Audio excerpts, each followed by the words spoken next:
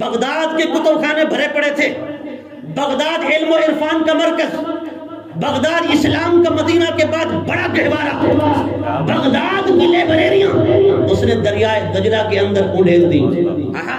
اس کی فوج نے حملہ کیا ہلاکو خان کی، حتیٰ کہ حافظ شہید کیے گئے، قاری شہید کیے گئے، محدثین، فقہاء، علماء۔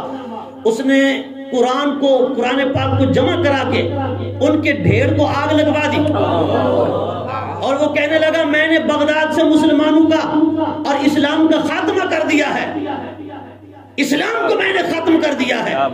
حضرات گرامی، وہ مسلمانوں کی جو لاشیں تھیں ان کے انبار لگوا کے اوپر بیٹھ گیا، اور اس نے وہاں بیٹھ کر شراب نوشی کی، اور وہاں وہ چگھاڑ رہا تھا۔ اتنے میں دیکھا ایک بچہ کسی گلی سے نکلا ہے، اس کی زبان پہ قرآن کی سورہ یاسین، وہ بڑی پیاری اور سریلی آواز میں قرآن کی سورہ یاسین پڑھتا ہوا آ رہا ہے۔ ہلاکو نے پوچھا اپنے فوجیوں سے، بتاؤ یہ کون ہے، یہ کیا کہتا ہے؟ انہوں نے کہا یہ مسلمانوں کی کتاب قرآن کی تلاوت کرتا آ رہا ہے۔ ہلاکو کی چیخ نکل گئی، اس نے کہا او عیسائیوں، تم جتنا بھی ٹیل لگا لو، اور خدا کی قسم مسلمانوں کو ختم نہیں کر سکتے۔ میں نے آخری کوشش کر لی تھی، آخری کوشش کے بعد بھی لگتا ہے قرآن مٹا نہیں، قرآن آج بھی بغداد میں زندہ ہے، قرآن آج بھی بغداد میں زندہ ہے۔ حضرات گرامی، بڑے بڑوں نے ٹیل لگا لی، اور غیر مسلموں کی، یہودی عیسائی لابیوں کی، انگریز کی یہ سازش جب انگریز یہاں آیا نا ہندوستان برے صغیر پاک و ہند کے اندر، اس نے کہا جو سائنس پڑھانے والا ہے اس کی 25,000 تنخواہ، جو انگلش پڑھانے والا ہے 25,000 تنخواہ، جو زبانیں پڑھانے والا ہے، فنون پڑھانے والا ہے، میتھ فلاں یہ وہ، ان کی اتنا تنخواہ، جو قرآن پڑھانے والا ہے اس کی 250 تنخواہ۔ یہ آمدی ریکارڈ بات ہے، جو ٹیچر حضرات ہیں انہیں پتہ ہے، جو شعبہ تعلیم سے وابستہ ہیں انہیں پتہ ہے۔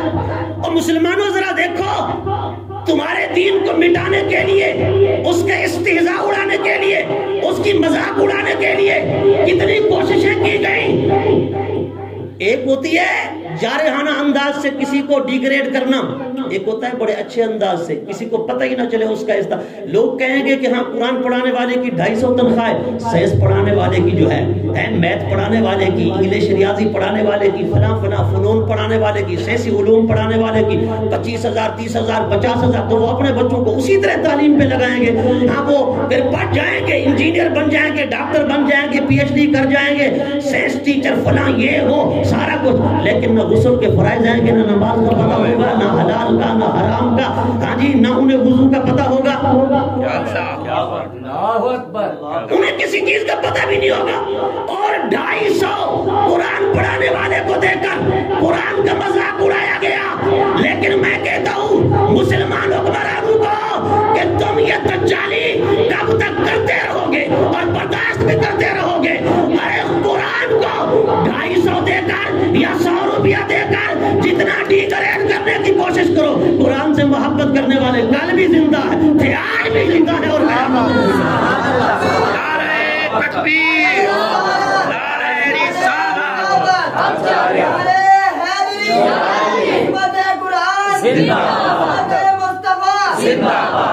تمہارا باپو ہلاکو خان بھی قرآن کو نہیں مٹا سکا، سبحان اللہ۔ یہ قرآن کا معجزہ ہے۔ اِنَّا نَحْنُ نَزَّلْنَا الذِّكْرَ وَإِنَّا لَهُ لَحَافِظُونَ۔ اچھا ایمان سے بتانا، 25,000 تنخواہ سائنس پڑھانے والے کی اور 250 تنخواہ قرآن پڑھانے والے کی، اور وہ قوم دے اسلامی جمہوریہ پاکستان کی گورنمنٹ۔ یہ قرآن کا مذاق نہیں ہے؟ اللہ اللہ، سرعام قرآن کا استہزاء اڑایا گیا، سرعام قرآن کو ڈیگریڈ کیا گیا، سرعام قرآن کو بے عزت کیا گیا، پر خدا کی قسم مسلمانوں کی غیرت بھی نہ